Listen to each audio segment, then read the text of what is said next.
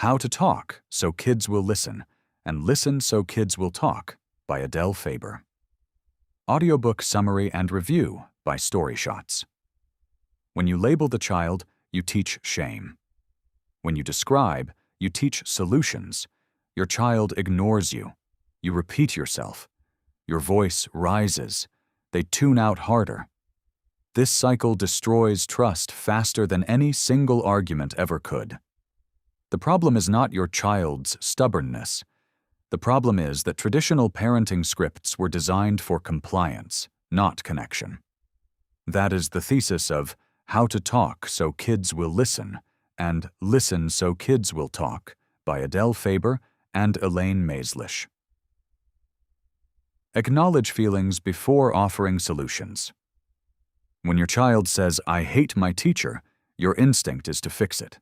You say, "She's not that bad," or "You need to try harder." Your child hears, "Your feelings are wrong." They shut down. Here is what works. Acknowledge the feeling first. "Sounds like you're really frustrated with her." That is it. No advice, no correction, just recognition. When children feel heard, their emotional intensity drops immediately. Only then can they receive guidance. Children can't listen to us until they feel heard. But most parents rush past acknowledgement because silence feels uncomfortable. Replace commands with choices. "Put your shoes on right now" triggers resistance in every child over the age of 2.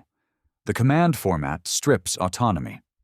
Kids push back not because they hate shoes, but because they hate feeling controlled. Rephrase it. "Do you want to put your sneakers on first or your jacket?"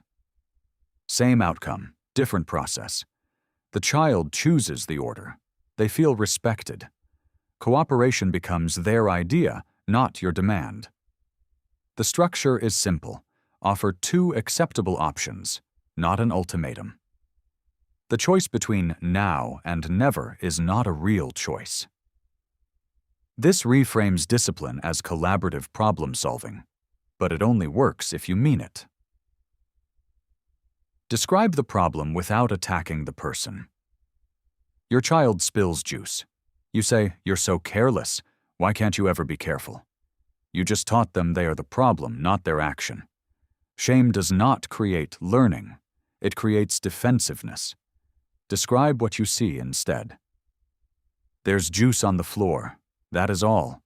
The child hears a fact, not a verdict. They can fix the fact. They cannot fix being careless.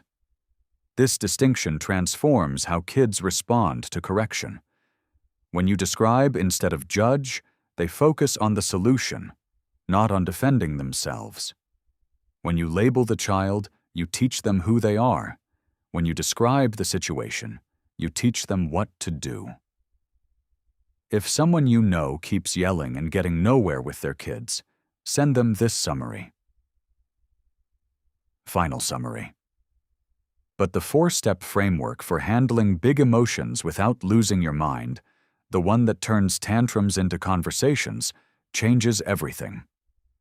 We are putting together the full summary of How to Talk So Kids Will Listen and Listen So Kids Will Talk by Faber and Maislish right now, with the exact scripts for diffusing power struggles, the technique that replaces punishment with genuine accountability, and the counterintuitive way to build cooperation without bribes. This book is for exhausted parents who feel ignored, teachers managing classroom conflict, and anyone raising a child who seems impossible to reach. You can follow How to Talk So Kids Will Listen and Listen So Kids Will Talk in the Story Shots app to get it the moment it is ready.